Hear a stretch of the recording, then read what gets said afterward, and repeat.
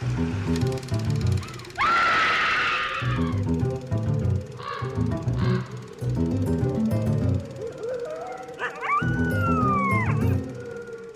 everyone, and welcome to Scream Scene, the horror movie podcast where we watch every horror movie ever made in chronological order from best to worst. I'm Ben Rowe. And I'm Sarah Rowe. Thank you for listening to us today. Ooh. Now, Ben. Yes. If that is your real name, have you been possessed by Vincent Price? So that's my secret, Sarah. I've always been possessed by Vincent Price. How are you doing today, Sarah? Oh, I have had a time. You certainly have. Since we recorded Faust. The same day we finished recording Faust, as a matter of fact, I had a bout of heat stroke, which is a step above heat exhaustion and is bad news. And I was in the hospital. But I am doing all right now. And we are full on in the midst of packing Castle Scream Scene. But I do want to say thank you, everyone, for your patience as the episodes have been coming out kind of not according to schedule. Same with bonus audio on our Patreon. I did do a little announcement on Patreon that, hey, I'm in the hospital. Things are going to be late.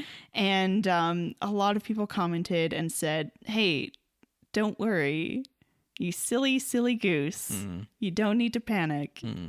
So thank you, everyone, for your patience. And yes, I'm doing much better now.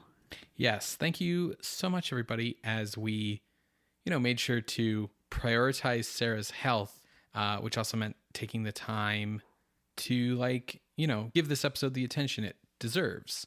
Because we got a big one. Yeah. What are we watching this week? This week, Sarah, we're watching House on Haunted Hill from 1959, directed by William Castle. Not to be confused with Haunting of Hill House? Correct. Okay. Because I have absolutely been saying... You have absolutely been doing that. If it'll put more dollars in William Castle's pocket, he's fine with you getting confused. That was his plan all along, Indeed. I see. So you've been looking forward to this one for a while. Oh, boy. Do you want to tell me why? Because I love the Gothic.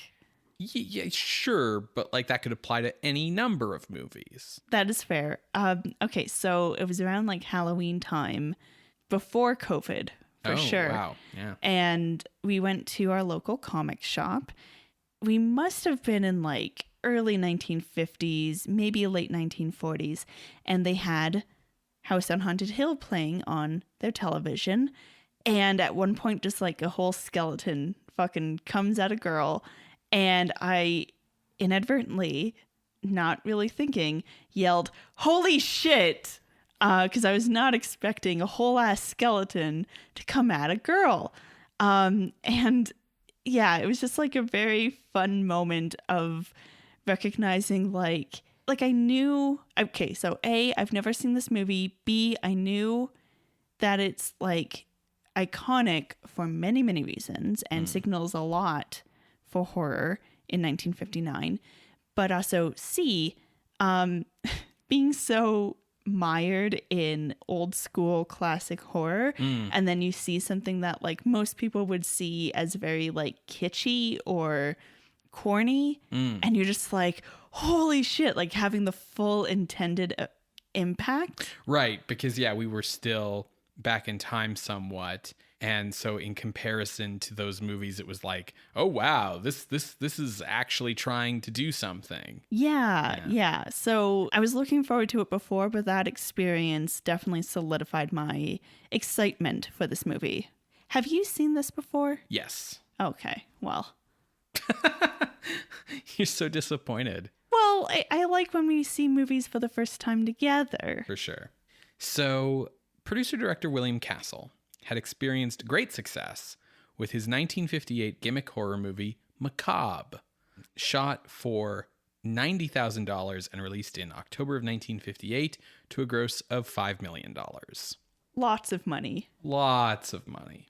We covered Macabre in episode 229, and it is currently sitting on the list at number 24. Oh, wow. Yes, quite high up there.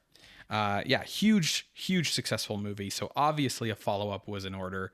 So Castle once again teamed up with Rob White, who had written Macabre, and would also write House on Haunted Hill.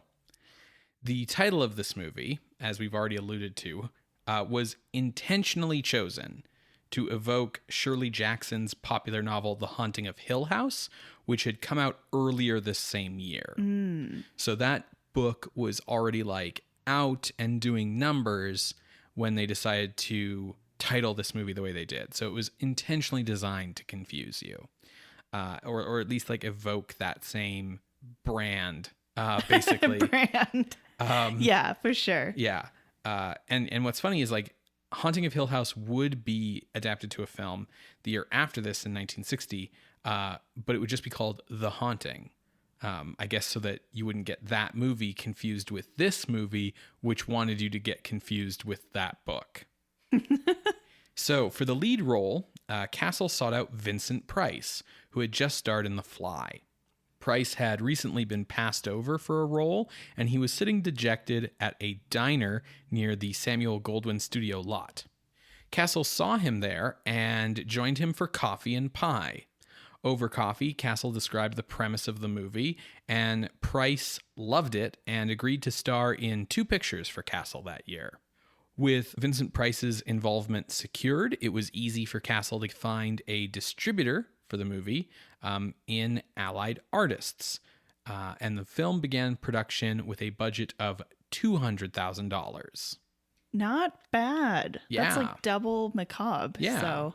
The wife of Price's character is played by actress Carol Ohmart, who writer Rob White had insisted on for the part.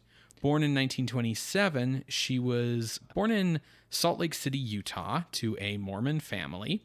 Her family soon moved to Seattle, however, and Carol was singing on the radio by the age of 12.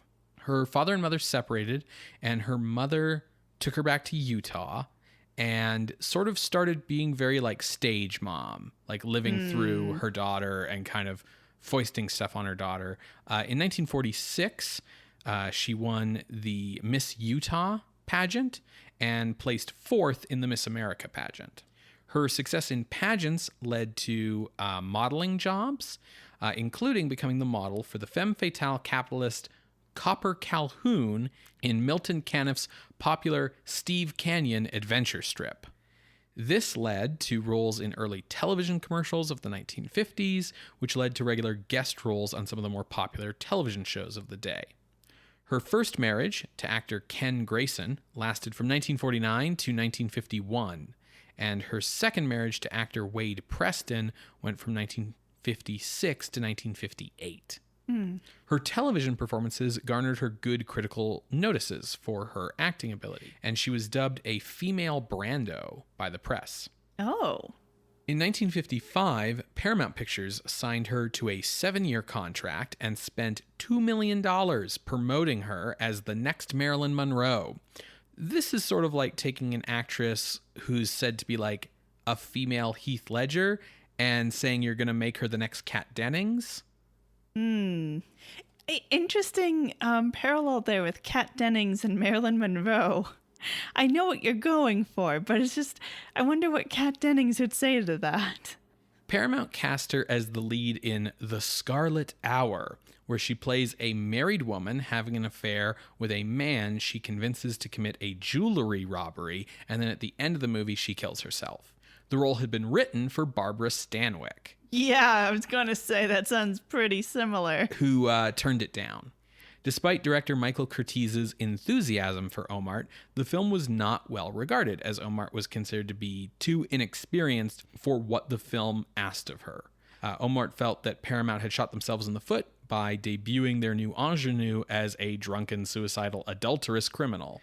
And again, you took someone everyone said is the female Brando. You spent $2 million saying that she's the next Marilyn Monroe, and then you cast her in a role written for Barbara Stanwyck.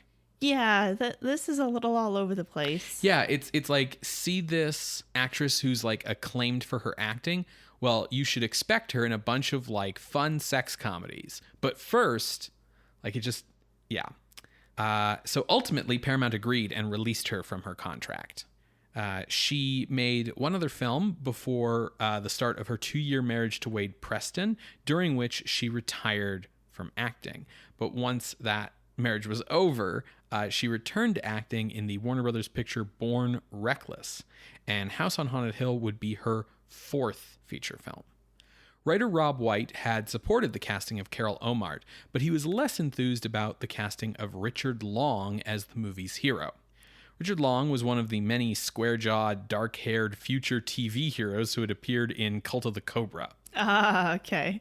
Born in 1927 in Chicago, he appeared in his first film in 1946, playing Orson Welles' son in Tomorrow is Forever. Long impressed Welles, who went on to cast him in The Stranger in 1947. When the studio he was contracted with, International Pictures, merged with Universal, Long continued at the studio, winning fame playing son Tom Kettle in the Ma and Pa Kettle series of films. Long served in the U.S. Army from 1950 to 1952 in the Korean War, returning to acting following the war. In 1954, he married singer and actress Susan Ball. 14 months later, she was dead from cancer. That's Lucille Ball's cousin. By that point, his contract with Universal International was over, so he had switched gears to focus on television. In 1957, he married pinup model Mara Corday, and despite a troubled marriage, they had 3 children.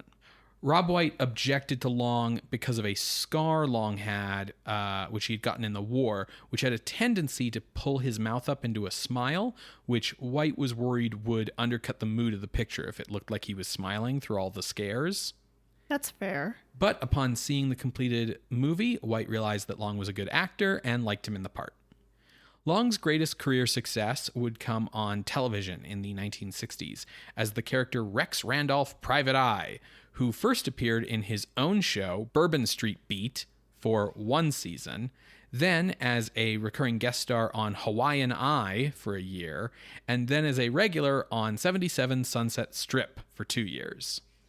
Some of those titles, man. They were all a series. It was a set of, there was, I think, one other that he didn't appear on, but it was a set of like interrelated detective shows with the same gimmick, where like the gimmick was like, we're going to set it in some like specific kind of unique locale that isn't just like generic big city or New York. So like the original CSI. Yeah, I guess. So like his show was set in New Orleans. Hawaiian Eye obviously is in Hawaii, and 77 Sunset Strip was set in LA. Okay. And so these were all related because they had the same producer. So that's how he was able to kind of bounce around playing the same character from one to the other. His other major TV shows later on were The Big Valley and The Nanny and the Professor.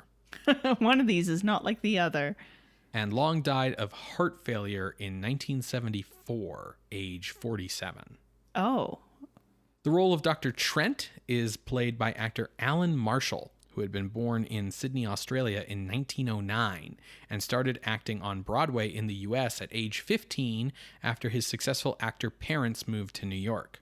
He began appearing in films in 1936, playing a number of supporting roles through to 1944. So he was in like Adventures of Robin Hood as like one of the merry men, and he's Captain Phoebus in the 1939 Hunchback of Notre Dame, but he was like always kind of a supporting actor, and he stopped acting in 1944 because he suffered a nervous breakdown and just sort of retreated from working. In 1948, his wife of 10 years divorced him, and a number of projects that he was cast in over the next few years he withdrew from shooting due to illness. Like mental health illness. Yeah. Through the 1950s, he slowly returned to acting through television, slowly building up his credits before appearing in his first feature film in 15 years, House on Haunted Hill. His final film, Day of the Outlaw, was later this same year, because he passed away of a heart attack while on stage performing with Mae West in her play Sextet in 1961. Wow. A lot of people dying of heart-related things. Yeah, I mean, People didn't live well back then. Actress Carolyn Craig was less than a month into her pregnancy with her first son when she appeared as Nora Manning in the movie. Born in 1934, she had made her film debut in the 1956 James Dean vehicle Giant, and she appeared often on film and television until 1961, when she divorced her first husband, Charles Graham, and married her second husband, Arthur Brydon. She retired from acting to be with Brydon until he divorced her in 1970, at which time she shot herself and died at age 34. Oh. Yeah, just a cavalcade of tragedies. Yeah. Oh, that's so sad. Playing Watson Pritchard, the owner of the house on Haunted Hill, is Elisha Cook Jr., who is well known for his many roles in films noir. Cook was born in 1903 and had been acting since he was 14. He was an extremely prolific character actor, but personally he was a recluse who lived in the high Sierras between movies and only came down to Hollywood to shoot. Role offers had to be delivered up to his cabin by courier. Some of my favorite roles of his over his long career include Wilmer Cook in The Maltese Falcon, 1941, Harry Jones in The Big Sleep, 1946, Klipspringer in The Great Gatsby, 1949, George Beatty in The Killing, 1956. Oh, yeah, yeah. Samuel T. Cogsley, Captain Kirk's lawyer, in the episode Court Marshal of the original Star Trek in 1967, and Mr. Nicholas in Rosemary's Baby in 1968. We've previously seen him for like a movie on the podcast when he appeared in Voodoo Island in 1957. Yes. Also appearing in the film is Julie Mitchum, the older sister of Robert Mitchum. Oh, that's cool. She appeared in a handful of films from 1947 to 1959, and House on Haunted Hill would be, in fact, her last role at age 45. She was a practitioner of the Baha'i faith and had like a Baha'i ring that she wore just all the time in general. And the director and cinematographer noticed it, and they decided that like they could use it to make her character seem mysterious in like a red herring kind of way. So there's like a close-up of her like fiddling with her ring, which has like this Arabic writing on it that's just meant to be like, ooh, what's that about? And it's like never explained in the movie because it's just like a Baha'i ring, but it's just meant to make her look shifty. Oh dear. She would pass away in 2003 at age 88. House on Haunted Hill would also be the final film appearance of actress Leona Anderson.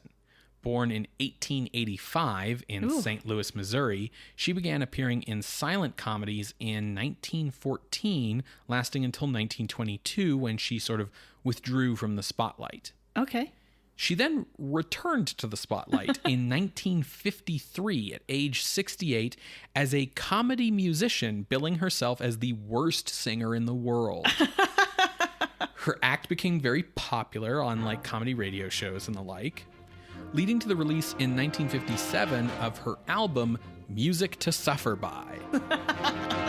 Rats in my room. I am bothered by those rats in my room. She appeared in the film Johnny Gunman in 1957, followed by House on Haunted Hill, and passed away in 1973 at age 88. Exterior shots of the titular house were taken at the famous Ennis House, which had been designed by Frank Lloyd Wright and built in 1924. Are you familiar with the Ennis House? I don't think so.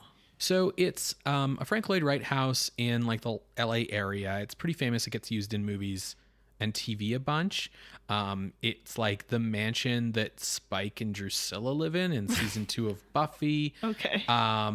The deal with it is that like it looks like the architecture is inspired by Mayan pyramids and stuff like that. So it's this like very like concrete Mesoamerican blocky kind of look, which makes it like really distinctive from the outside. Because it's a Frank Lloyd Wright house, it's like structurally unsound. The corners of rooms are glass pane windows that like meet at a corner. And I guess like wind gets in through the corners because like the seals aren't good. And Because it was all for the aesthetic. Yes, exactly. All of Frank Lloyd Wright's stuff, it's about how it looks and with very little thought to like the livability.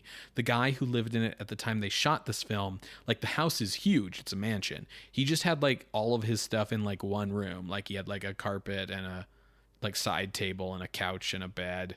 Just like, cause he was like, what am I going to fill this weird house with? Like there's only one livable room in this house. Now, despite using that for the exterior, the interior of the house is depicted on sound stages, on sets. That makes sense. In like an 1890s Victorian style that looks nothing like the weird Mayan-inspired interior of the real house. Well, that just adds to the spooky. These things don't come together. Love it. Shooting went smoothly with no problems until the film's first test screening, which went disastrously. Castle discovered that the test audience had consisted of middle-aged people, and he insisted that there be another test screening with an audience consisting only of teens and college-aged audience members, and in that case, the response was much more enthusiastic. And from that moment on, Castle vowed to basically only make movies for teenagers. Yeah. Yeah. He had a hunch of who's coming to see these movies. Yeah, and he was right. Yeah. Of course, Castle still needed a marketing gimmick for the movie. That's true, because Macabre was the death certificates. It was life insurance policies. Yeah. It was you could get a life insurance policy that like if you died of fright during the movie, Lloyd's of London would pay out like $10,000 or something like that. Yeah, and they were real. Yes, they were real life insurance policies. It's just, he was very confident that no one was going to die. Right. Now, he couldn't repeat that same gag, so he needed to come up with something new. So what he came up with was advertising that the movie was being presented in Emergo. Possibly Emergo, but... Is the idea that, like, you're immersed? Something is going to emerge, I think, is the meaning here. So almost like 3D? So during the climax of the movie, a skeleton crawls out of a vat of acid and attacks someone. And at that point in the movie, a skeleton with red lights for eyes, which is hung up in the rafters, would light up, swing down, and fly over the audience. Initial audience responses to this were like very strong. Vincent Price went to, the premiere of the movie, and apparently like the first 5 rows in the theater just like freaked the fuck out, like just screamed so loud. And Vincent Price was very, very happy about this. Listen, we can absolutely recreate this because Home Depot is selling their 12-foot skeleton again. Now, usually, once the movie had been playing a while in the same location and word had kind of gotten around about this skeleton, kids would start coming to the movie and then try to hit the skeleton with like slingshots and BB guns and the like when it swooped down at the end. The film's theme music originally had lyrics in an attempt to create a hit single, Beware of the Blob style. Yeah. But Castle decided against them, and so only an orchestral version of the theme music was used. The main poster for the movie by artist Reynold Brown had several grisly images, such as a woman being hanged by a skeleton, Vincent Price holding a woman's decapitated head by her hair in a clear reference to the controversial cover of Crime Suspense Stories number 22 from EC Comics in 1954, and someone being drowned in a pit. Some newspapers refused to carry ads for the movie because of this art. So theaters started promoting the movie as being so scary, even the ads can't be shown. Allied Pictures released the film on February 17th, 1959. Oh, like a Valentine's Day release. And it would gross $2.5 million at the box office. And he spent $200,000, you said? That's right. Yeah, nice. So a little over 10 times. This is some Roger Corman success. Oh, yeah, absolutely. The huge success of this movie with its low budget and high returns was noted by some people in Hollywood, including one Alfred Hitchcock, who began preparing his own low-budget horror movie in imitation, 1960's Psycho. In imitation? Yeah, of William Castle's success. Okay, so full disclosure, I haven't ever seen Psycho. I haven't ever seen House on Haunted Hill. But from what I understand, they're not the same. It's the idea of doing like a cheap ass low budget horror movie that will get like a lot of money. Okay, and also like the other thing that Hitchcock sort of took from Castle was the like idea of like promotion. Like that, like half of Castle's success was like the success of his marketing, right? Okay. And like promotional gimmicks and things. So That's- like Psycho had a promotional gimmick. Yeah, that's really interesting that Hitchcock is coming to this conclusion because he's been in show business for a while by now. Yeah. Castle himself was a huge Hitchcock fan. Yeah. And so after Psycho came out, he would imitate Psycho with his 1961 film Homicidal. Love the Ouroboros going Yes. on. Another legacy of the film's success came from sort of the opening of the movie, where there are some very scary sound effects played totally in the dark, which would have been really scary in a theater back then, like just completely being in the black with all these scary noises. And this led to the emergence of novelty haunting records, which consisted of terrifying sound effects like screaming and creaking doors and thunderstorms and the like that would be sold to play at Halloween parties or at haunted house attractions. Despite the film's great success, Allied artists had made a critical error. They'd failed to copyright the film properly, and so it lapsed into the public domain. There's like no copyright notice on the print. But how does this happen? This happens with a really big movie with like, A Night of the Living Dead. I'm thinking Cary Grant's movie. And Audrey Hepburn? Roman Holiday? No, that's Gregory Peck. Sabrina? No, it's like a horror adjacent movie called like Spiral or something. Mirage? But it's like another thing where like they just didn't put the copyright on it, and it's like, you guys, what are you doing? Who fell asleep at the wheel here? So that means that today there are a large number of home video releases, ranging from terrible bargain bin jobs from firms like Mill Creek featuring transfers taken from VHS tapes to colorized versions created so that the distributor can copyright their version, to fully restored presentations. For those looking for the film on Blu-ray, the superior release that we will be recommending is found on Scream Factory's sadly out of print Vincent Price Collection Volume 2. I believe it is that version that is streaming on Shudder for Shudder subscribers. We will also have an HD restored version up on our YouTube playlist. Okay, cool. Well, folks, I am super stoked, and I hope you are too. If you would like to watch along, you can find our YouTube playlist at screamscenepodcast.com. You're going to hear a brief musical interlude, and when we come back, we will discuss House on Haunted Hill from 1959, directed by William Castle. See you on the other side, everybody.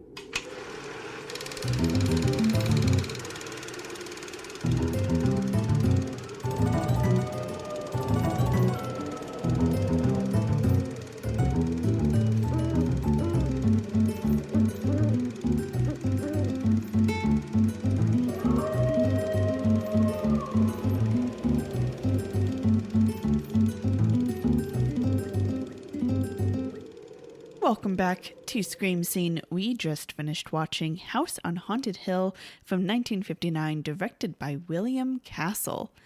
Ben, you said that you'd seen this before. What do you think of it now? This was still a lot of fun, but it was really interesting having seen all the movies we've seen for the show up till now to be able to like identify some interesting things about this movie. Yeah, what they're doing. Yeah. What was the context around you watching this for the first time? It might have just been like something we rented from like the video store, or like a cheap, like a cheap VHS or something. Okay. Yeah. Do you think you enjoyed it more now or less? I'm not really sure. Okay. Yeah. I still enjoyed it. Yeah. Is really the key thing here. Yeah. I also enjoyed myself. Vincent Price is great. He's just always great. Yeah, for sure. Yeah, he's really good in this. Yeah. Well, how about I give the rundown of what happens? It's a classic, you're stuck in this house until morning. Otherwise, you don't get money. Yeah, it really is. It really is. So let me run down the character list because the movie does so, and I think it's very helpful to do so as well. So we start with Watson Pritchard. He is the person who owns the house on Haunted Hill. He conveniently says that, many people have been murdered in this house, like his own brother murdered by his sister-in-law. And now he owns the house and believes that, it's fully haunted. And he's the only one who's spent a night here before. Yeah. When they found him, he was nearly dead, I think. Yes, is what he says, yeah. Next we meet Frederick Loren, Vincent Price's character. I had a full-on Hail Caesar moment because I was like, what's his last name? Lawrence? What? But it's Loren. He is married to Annabelle. Annabelle is his fourth wife, and he is throwing this party for her. We also meet Nora Manning, who is a young girl, like maybe like early 20s, mid 20s, who happens to work at one of Frederick Loren's many companies. Yeah, he's super rich. Yeah, he's Jeff Bezos, Elon Musk, millionaire. Yeah, I mean, I feel like that's almost like it is a good comparison for attitude, but for wealth wise, it's like important to people to recognize that like millionaires in the 50s like were the wealthy, absolutely, and people like are making jokes about how wealthy this guy is, that like money means nothing to him, but like on a relative scale, the difference between the wealthiest 1% in 1959 and the average person is nothing like the difference between the wealthiest 1% and the average person now. Like Frederick, you and I here in 2022 are closer to the amount of wealth of Frederick Loren than we will ever have the hopes of being to Bezos or Musk. Right. Basically what I'm trying to say is it's not like the wealth of every class has increased in proportion. Yes. Like basically we have the same amount of money as like someone, in our state in 1959. It's just the rich have even more money. But yeah, I would peg Nora's age as being like early 20s, because if she's like a typist and she's unmarried and it's 1959, she's like between 20 and 22 years old. Yeah. Thanks for bringing us back to the plot summary after the brief economics lesson. Right. Eat the rich. Eat the rich. Then we have Lance Schroeder, who is our male lead. He is a pilot, or ex-pilot, I guess. Yeah, a jet pilot. We meet Ruth Bridgers. She works for the local newspaper. She's here. She says she wants to do a story about the house itself and the hauntings. And then Dr. David Trent is here. He is a psychologist and he studies hysteria. And so he's curious to see, how do people react to being in a haunted house? And I think he is meant to be studying hysteria as understood in 1959 as like, people, mass hysteria, right? And like people having nervous breakdowns. Yeah. Not the Victorian sense of hysteria as in your uterus moves around your body and that causes you mood swings. Yes. Yeah. Now I did run down this guest list, but everyone that Frederick Loren has invited, Pritchard, Nora, Lance, Ruth, and Dr. Trent, have all been offered $10,000 each to stay the night here. And so they all have that reason to be here as well. And they all need money. It's set up that like each one has a specific reason they need money. The reason I went on my way to point out that Lance is a jet pilot and not just a pilot is because in 1959, like a jet pilot means you're like an astronaut. It means like you're a superstar. You're a hero. Yeah. Just kind of automatically, because jet pilots were cool. And I just wanted to make that context clear. Sure. Yeah. So those are our characters. And now we go to the plot. So Frederick Loren is an eccentric millionaire, and he is hosting a party for his wife at this notoriously haunted house that is owned by Pritchard. While it may seem sweet at first that Loren is throwing this party for his wife, they are clearly not happy together. Annabelle is his fourth wife. She actually believes that he had his 3 previous wives murdered in some sort of way. And their back and forth is like that kind of like sweet talk with barbs in them. Yeah. Like, oh, don't you wish this was arsenic in my tea, dear? Like something like that. Yeah. Annabelle does not make a secret of the fact that she married him for his money and hopes to outlive him. And he doesn't make a secret of the fact that he doesn't really care for that attitude. I do want to say he points out over and over again that it was her idea to have this party. And in the early parts of the movie, to me, that felt like him just like being an asshole. Like it is his party and his plan, but like he keeps saying it's her idea to force her to have to participate. But by the end of the movie, I kind of get the feeling that like she was the one who suggested it. Everyone is brought in. No one knows each other. And this is also the first time that they are meeting the Lorenz. Frederick explains that, yeah, at midnight, the doors will be locked. But up until then, you know, you can choose to leave and it's fine. You just won't get paid. So Pritchard starts to give a tour. He's like, here's the bloody spot where someone was murdered. And here's the other bloody spot where someone was murdered. And my brother was murdered by my sister-in-law, and their heads were never found. Like all that kind of sort of thing. Here's the acid pit in the basement. They make their way down to the cellar, where we see that acid pit, the vat of acid. And to prove that, you know, that acid is still active, he throws in a rat that's been caught by a mouse trap, and it dissolves. And case in point, it dissolves like everything except the bones. Now, as a group are leaving the cellar, Lance corners Nora and is like, okay, but why are you really here? Like, what? Why do you need the money? Like, what's going on? I'm the romantic lead, so are you. Like, let's have some private time. And Nora's like, yeah, this is my whole deal. Typist, I'm the only breadwinner in the family, blah, blah, blah. And then spooky shit starts happening. The lights kind of flicker and stuff. So they start exploring the cellar a little bit. Lance goes into a room, and the door closes behind him, mysteriously. Nora can't open it, and then she sees a ghost, this creepy old woman. Whoa! And she can't get the door open, so she screams and runs upstairs. She grabs everyone, brings them down. Suddenly the door is not locked, and inside, Lance has been knocked out, and there's nothing inside the room. Yeah, like totally just bare walls. Everyone else heads upstairs, and Nora and Lance kind of like investigate a little bit more, and it seems like there seems to be a hidden wall or a hidden passageway. And as they're looking, that creepy woman appears again, and woof, out of the room, and Nora's freaking out, and Lance is like, I didn't see anything.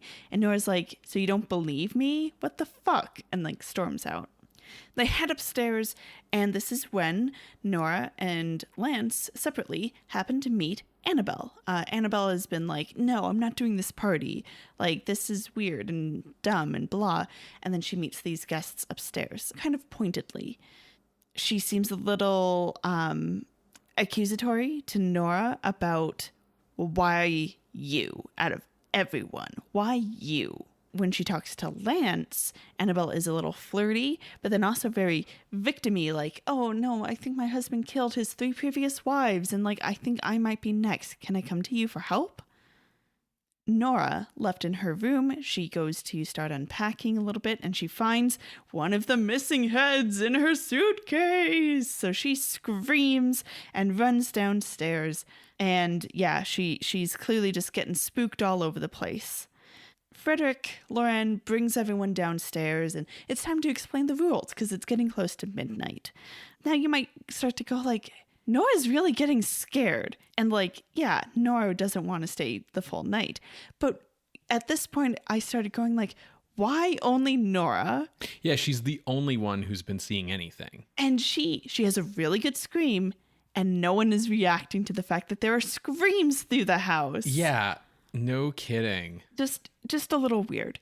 As Loren is explaining the rules again, he introduces the caretakers of the house, and the wife of the caretaker turns out to be that spooky woman who is blind and so doesn't know she's scaring people. Walking around in the dark.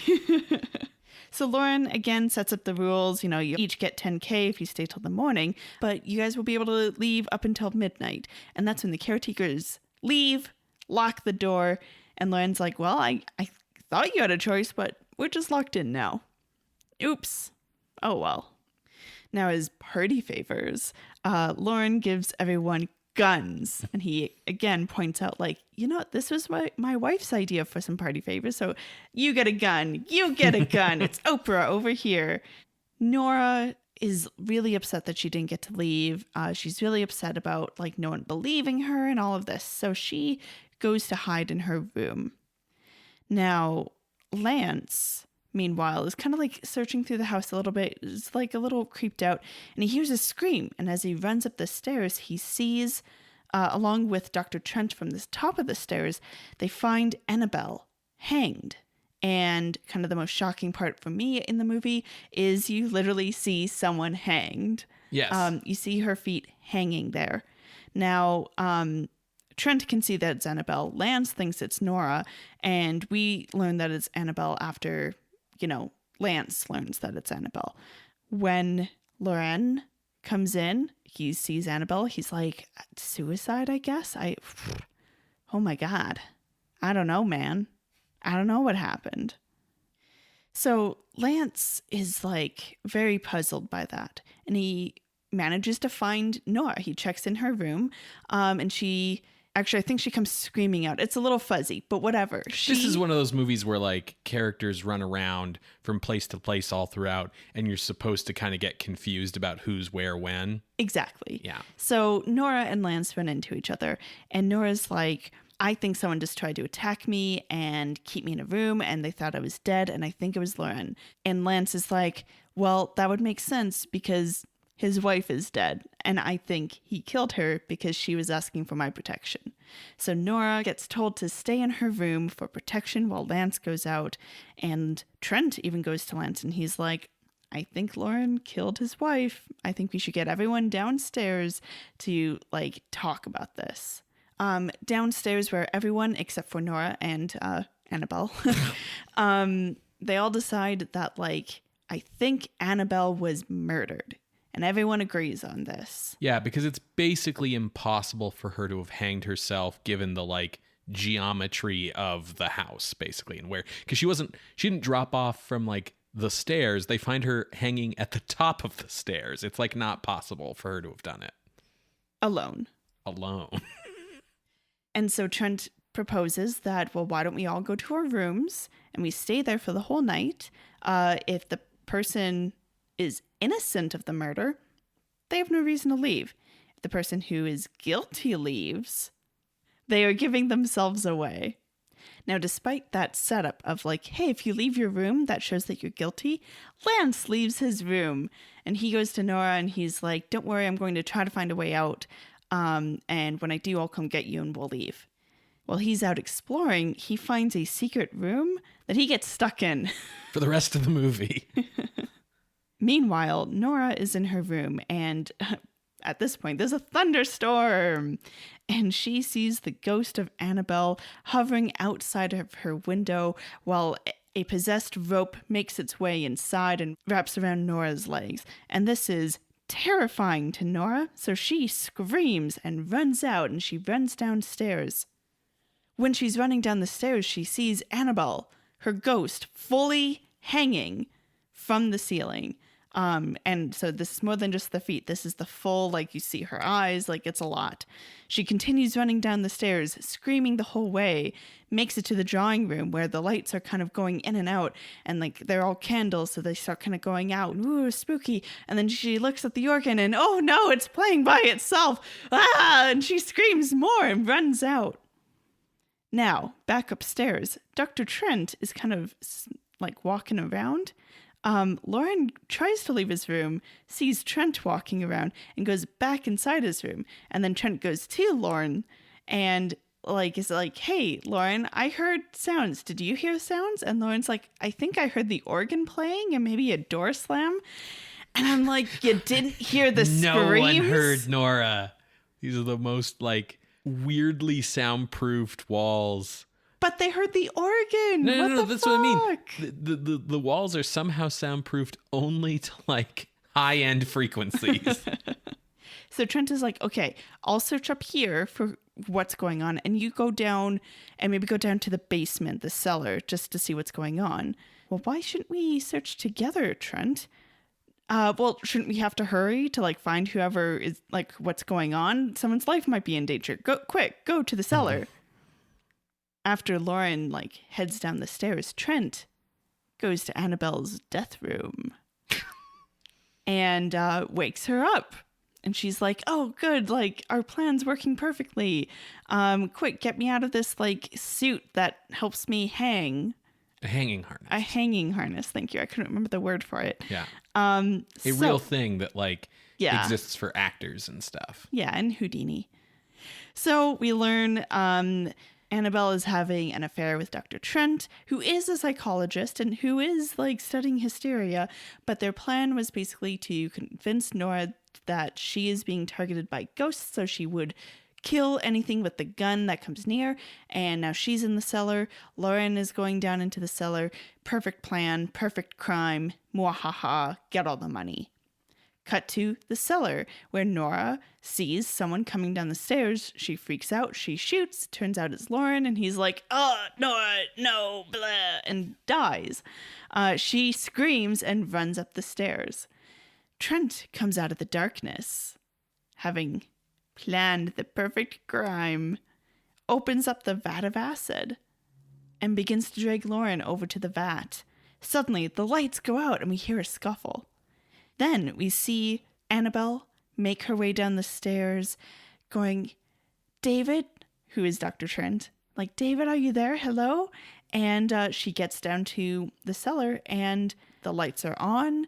The vat is open, but there's no one to be found. And she's like, what is going on? She's wearing like the classic, white nightgown universal look, except that it's like slit up the legs to like the waist, basically. And she's like, got nothing on those legs.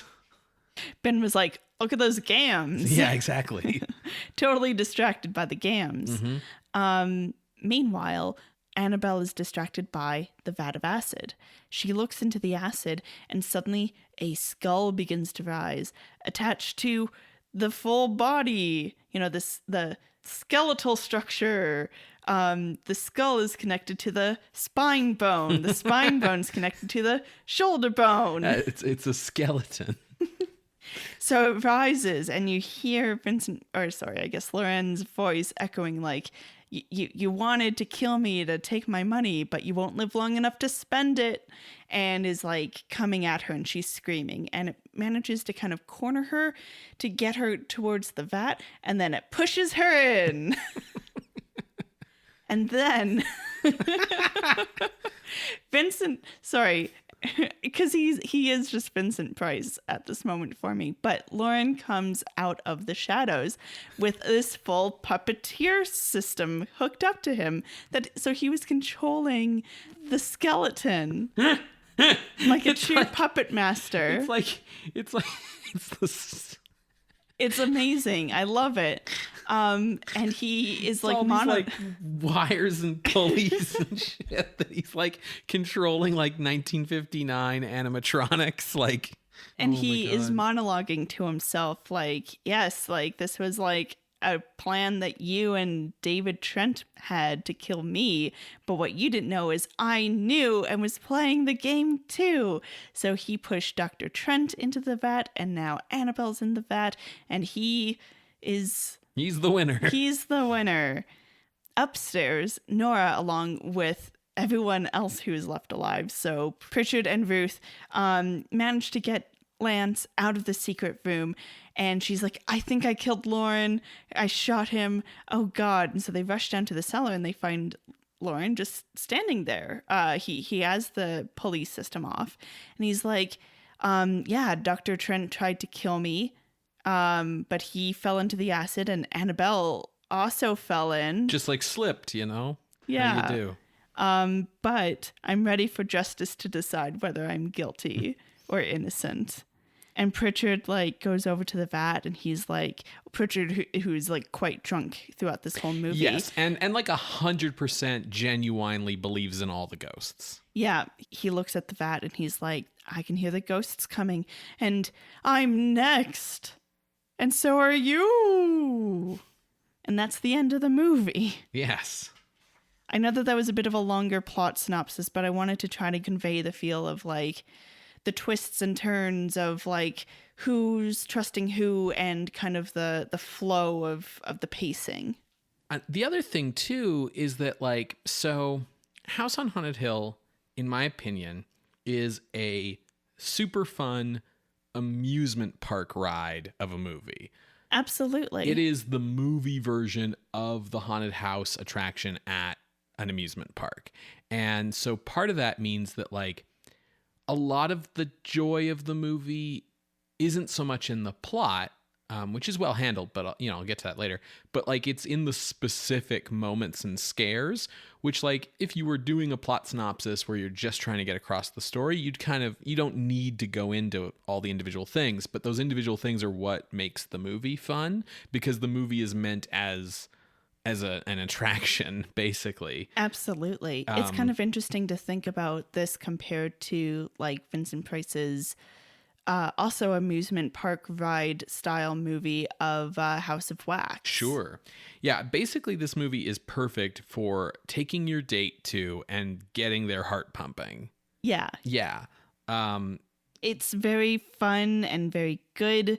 Everyone seems to kind of be like doing a good job. No one is kind of half-assing anything. I really appreciated some of the performances in this movie because they managed to successfully pull off the thing that so many movies in this like little subgenre try to pull off, which is making you not sure who to trust. Yeah. Like I thought for sure Annabelle wasn't really dead, but I thought it was going to be that like her and her husband were in on it together the whole time for some reason.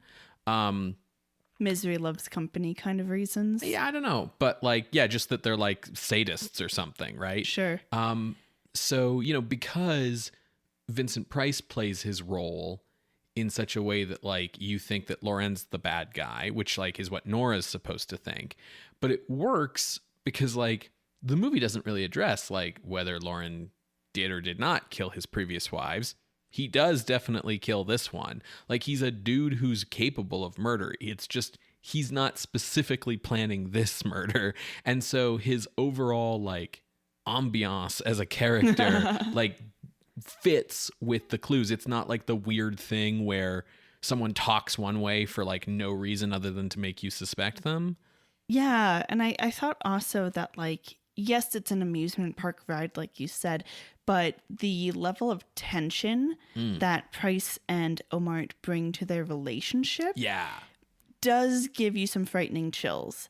Yeah. And I think that is like a really unique thing about Price's performance in managing to be the like tongue-in-cheek macabre and then suddenly go a little too far, like twist the knife a little bit too much into being sinister and a little frightening. Yeah, like he is both fun, like he fucking is wearing a like puppeteer rig for a full human skeleton. But yeah, he's also like believably threatening, which is a fine line to walk. Ohmart does a great job sort of with her like acid wit.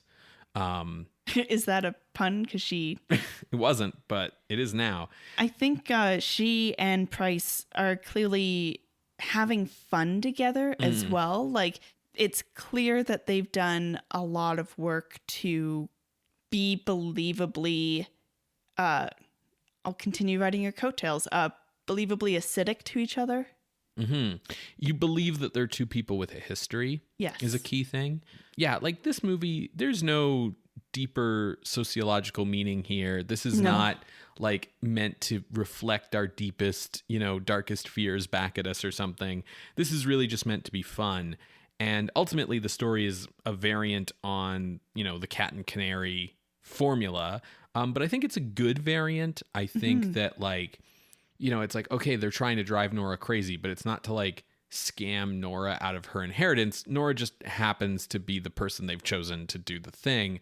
It's definitely the like connecting the dots from Cat and the Canary to Clue as well. Yes, with a stop off at Le Diabolique. Yes. In the middle, because so we know that William Castle is a fan of Le Diabolique. It's what led him to make Macabre. And the weirdest thing about this movie is that it's a Le Diabolique remake, kind of. Sort of. Like you have this woman who is established as being like maybe has the right psychology to be like frightened into doing something. And there's this plot to make her frightened into doing that thing. But really, for me, the moment that, you know, most clearly references Le Diabolique, but also makes clear what kind of movie this is the skeleton rising out of the acid. Yes. Because this is a very, very fun horror movie, but it is, I think, not actually meant to disturb anybody. Mm-hmm. I think the scares and the jumps, like there's a lot of jump scares in this movie, and I think they're all meant to be kind of fun. And I think that the way that they're shot is like cool and spooky, but like for whatever reason, it's not quite the way you'd shoot things if you wanted them to actually be really disturbing. And I think the thing that shows you that they know that they're trying to have fun here is that like Le Diabolique has the drowned husband with his eyes rolled up, like slowly emerging from the tub. And this has a puppeted skeleton slowly rising out of a pool of acid. Like, it's a different tone. Yes, but they're walking that line really nicely. Yeah, because absolutely. of what we see with Annabelle hanged. Mm-hmm. And like, that's brutal. I am like, when we got to the shot of her feet hanging, I was like, that's a lot. I'm surprised they managed to do that. And then we get the full on shot. I'm like, how did the censors be okay with this? How did the censors be okay with Vincent Price walking away at the end? So the censors are okay with Annabelle's suicide because it's not real. Sure. She doesn't actually kill herself. The censors are okay with her and Trent getting dumped into a vat of acid because they're criminals, and criminals have to die. And Vincent Price, I'm pretty sure, gets to walk away because he has that last line about, like, justice will decide if I'm innocent or guilty, which implies that he's going to turn himself over to the police. Okay. So, you know, everybody gets their just desserts. I think that, like, this movie is a lot of fun. It doesn't waste any time getting to the spooks, and it doesn't space the spooks too far apart. Like, you have these little jump scare moments that are, you know, the dips in the roller coaster. And it's paced really well so that you're not, like, waiting for the next one. It's not like, oh gosh, the movie with the subliminal messages. Oh, yeah. Where it was scary, like, once at the start and once in the middle and once at the end, and the rest was kind of just waiting. Yeah. Like I kind of said in the plot synopsis, I was getting a little like miffed, feels like too strong of a word, but just like a little like, why is it only Nora? Like, why? But I mean, it's explained in the plot. Yes. But watching it, I was like, my brain was going like, look, I understand why it's the young woman who's getting scared here, but it's a little ridiculous that it's only her getting scared. Yeah, that was the thing that, like, clued my brain into, oh, we're doing a Cat and the Canary. They're intentionally trying to drive Nora nuts. It was just a question of, like, who why and why. Yeah, exactly. But the movie basically uses all the standard tricks of a movie like this. It just does them all really well, like all of the who's where at what time and can we trust this person. Like, we've seen all these things before. It's just this movie does them very well. I also really appreciated knowing what was going on a bit before the finale, like having that scene between Trent and Annabelle where it's like, haha, they're falling for our plan, because then that let them do the fun double twist where it's like, fake out, our ghost's real, is that really Lorenz's skeleton? And then he kills them and you're like, what the fuck's going on? And it's like, haha, you know, I Xanatos gambited you. Because the reason why I say I really appreciate that is, you know, not only because it gives us that final twist, but because, like, I still have, like, traumatic memories of House of Mystery, a movie like this about a bunch of people stuck in a mansion overnight with everybody coming and going and a bunch of weird spooks and scares. But that movie just has like a bunch of nonsense happen for 90 minutes. And then the final 5 minutes is the detective being like, so these guys were from India and they were doing this thing to get this person to do this thing. And remember that gorilla escaped from the zoo? Yeah. And it's like, oh God, like it would have been nice to understand the story while it was happening, you know? Yeah. And it all makes sense, like, looking back as well. It's like nothing kind of comes out of nowhere, right? There are a few holes, but there's only one that I can't explain. So like there's the question of like if the caretakers, it's just like, oh, actually she's just blind and old. Why does she glide around? But like, because we know that Trent and Annabelle instructed the caretakers to lock everyone in earlier than expected so no one could leave, particularly not Nora. It makes sense that maybe like they set some stuff up where it's like, hey, caretakers, intentionally scare these people for us. And like, I don't know, had a little Roomba under old lady's dress that she could ride around on. You know, and at one point the male caretaker, the husband, like grabs Nora and he says like, he's trying to kill you or something. And she runs away. And so I think they were kind of in on it. The only thing I can't really explain at all is how Trent managed to get a rope to climb up a wall and through a window and then around Nora's legs. Easy. They lean into Nora being scared out of her fucking mind. And so she kind of puts things together. So it actually didn't look as like good as it did to us because we're seeing from Nora's point of view. Okay, that's an interesting no prize. I'll give that to you.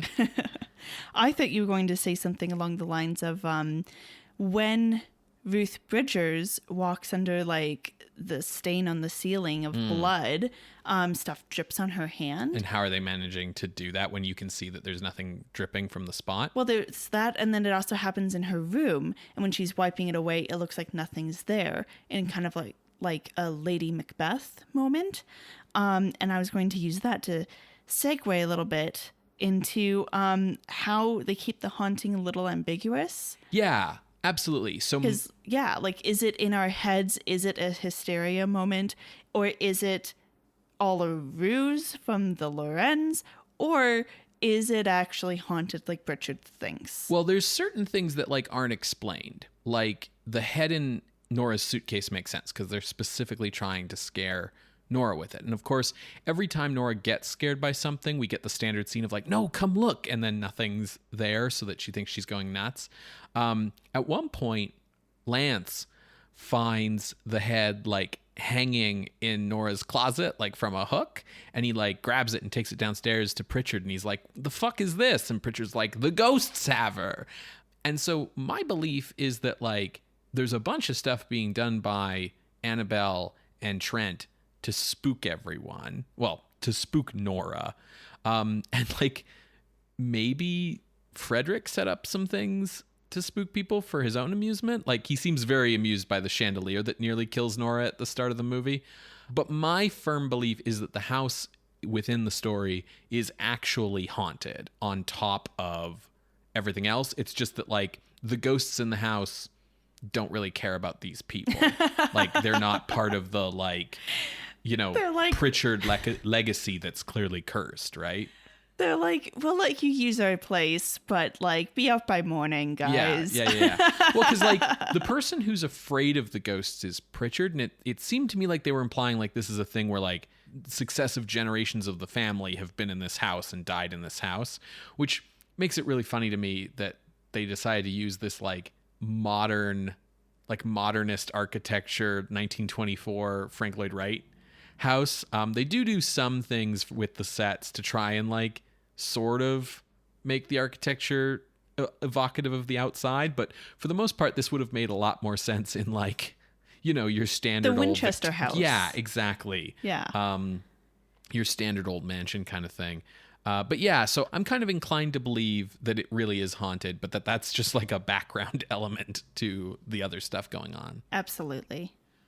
Speaking a bit about like the filmmaking technique on display here. I really liked how much camera movement there was throughout this movie. Yeah. It provided a good sense of like energy and momentum in the cramped quarters of, this interior space we're stuck in. And it meant that the movie didn't really feel as cheap as some of like the other movies of this ilk that we've seen where, you're just going between like, well, and if we're in this room, it's this shot. And if we're in that room, it's this shot, right? Like, I really liked that. I do wish that maybe everything had been a little darker, like a little more shadows, because it is all supposed to be lit by candlelight. Like the house doesn't have electricity.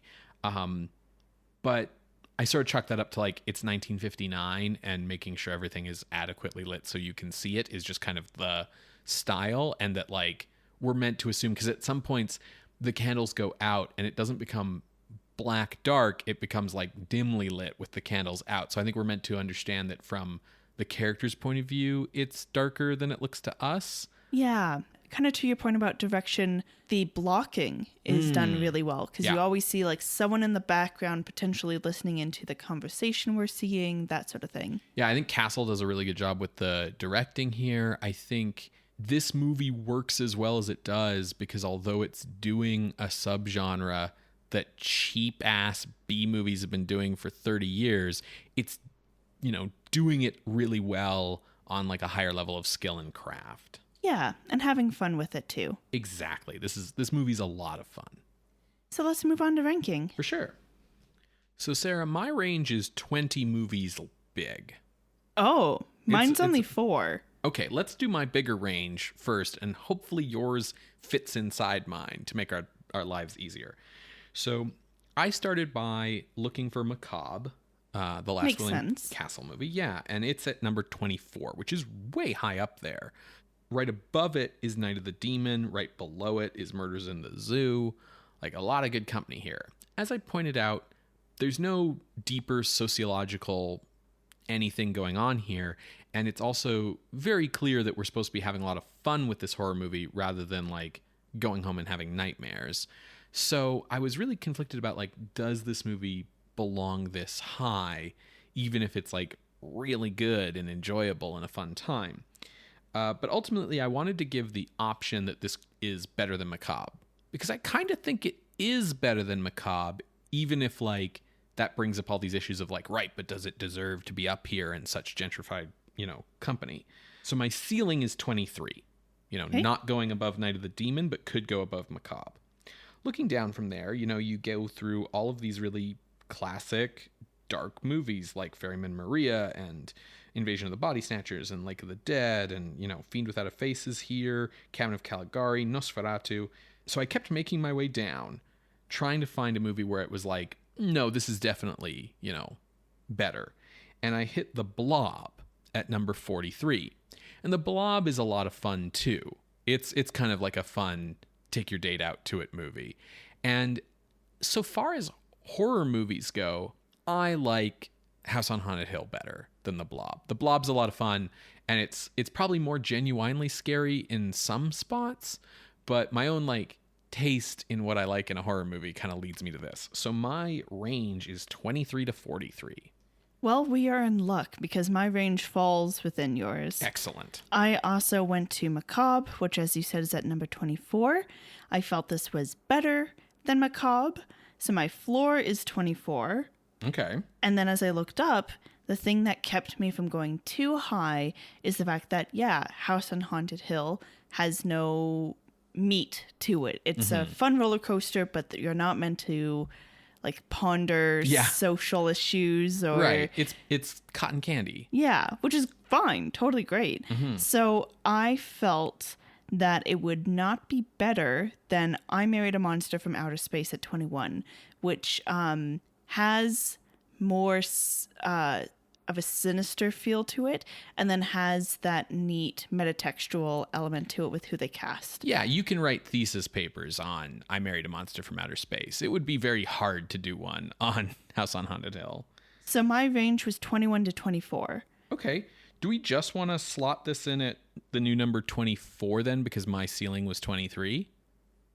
Well, how do you feel about this compared to Night of the Demon? I think that, like, Night of the Demon has a wider scope, But the fact that House on Haunted Hill is so focused, like a bottle episode, it really gives it some strength.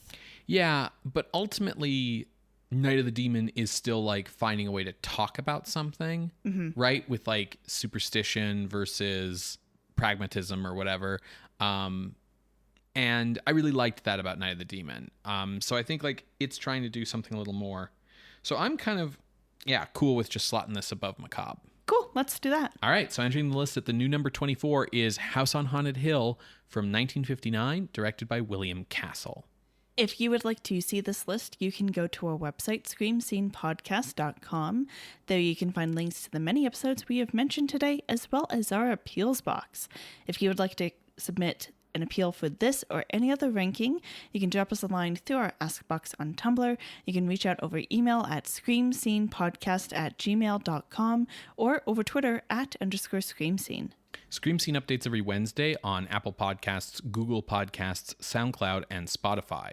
You can help support the show by subscribing, using our RSS feed, leaving us a rating or a review, if that's possible, on the podcasting app of your choice, or just telling some friends about the show. Word of mouth is the best way for us to grow our audience. If you would like to support us financially, you can do that too at patreon.com/screamscenepodcast, where you can become a patron of the night for as little as $1 a month. Patrons at the $5 and $10 levels get access to regular bonus content, and all patrons get to vote in our monthly polls to determine our horror-adjacent bonus episode. By the time that this episode comes out, we will have decided, and as of recording, it's looking like it's probably going to be Beetlejuice. So that will be interesting. But thank you, everyone, for voting. Very cool. Yeah, so if you want to get in on that action, head on over to patreon.com/screamscenepodcast. So what are we watching next week, Ben? Next week, Sarah, we are back to Japan with another Nobuo Nakagawa horror movie. Okay. This time it's Onna Kyuketsuki, or The Lady Vampire. Ooh. So see you then, creatures of the night. Bye. Bye.